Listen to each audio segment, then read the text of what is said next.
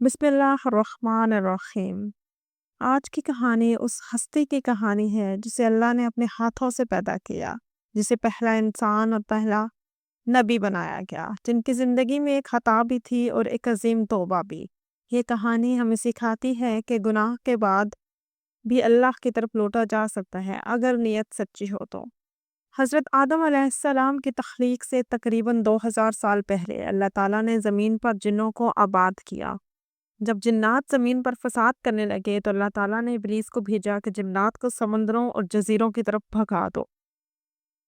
ابلیس خود بھی جنات کی نسل میں سے تھا، لیکن کثرت عبادت کی وجہ سے اللہ تعالیٰ نے اسے فرشتوں کا سردار بنا دیا، جس کی وجہ سے اس میں غرور اور تکبر پیدا ہوا۔ اس نے سمجھا کہ میں اللہ تعالیٰ کے نزدیک تمام مخلوقات سے افضل ہوں۔ اللہ تعالیٰ کو اس کا غرور اور تکبر پسند نہ آیا اور اللہ تعالیٰ نے فرشتوں کے سامنے ایک ایسی مخلوق کو پیدا کرنے کا اظہار فرمایا جو زمین میں اللہ تعالیٰ کی نیابت کرے۔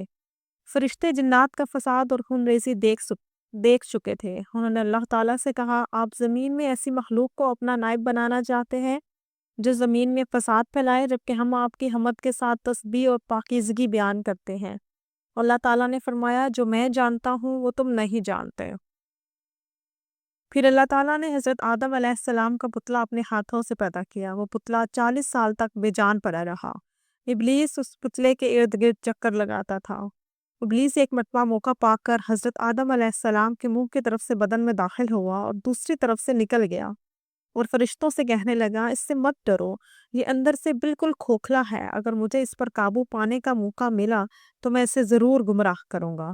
اللہ تعالیٰ نے حضرت آدم علیہ السلام کے جسم میں روح پھونکنے سے پہلے ہی فرشتوں کو اس بات کا پابند کر دیا تھا کہ جیسے ہی میں آدم کی تخلیق مکمل کر کے اس میں روح پھونکوں تو تم سجدے میں گر جانا۔ اور جب اللہ نے حضرت آدم علیہ السلام میں روح ڈالی تو فرشتوں نے اللہ کے حکم کی تعمیل کرتے ہوئے فوراً سجدہ کیا۔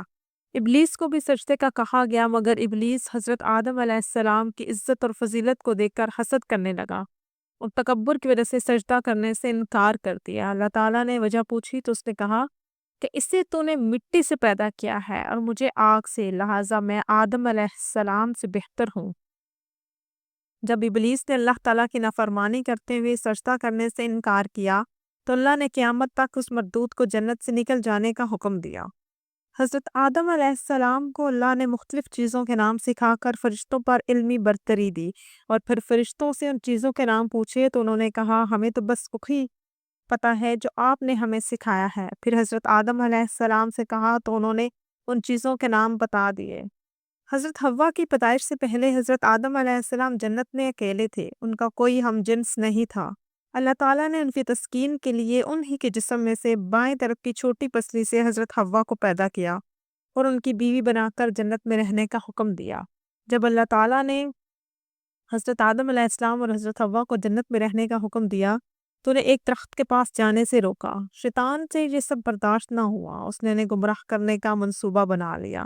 انسان سے دشمنی کے لیے اس نے اللہ تعالیٰ سے مہلت طلب کی۔ اللہ تعالیٰ نے قیامت تک کے لیے دے دی۔ وہ بہت ہمدرد بن کر حضرت آدم علیہ السلام اور حضرت حوا کے پاس آ کر کہنے لگا کہ اس درخت کے پاس جانے سے تمہیں کیوں روکا ہے؟ میں تمہیں راز کی بات بتاتا ہوں، اگر تم اس درخت کا پھل کھا لوگے تو فرشتے بن جاؤ گے یا پھر ہمیشہ کے لیے جنت کی زندگی جی لوگے۔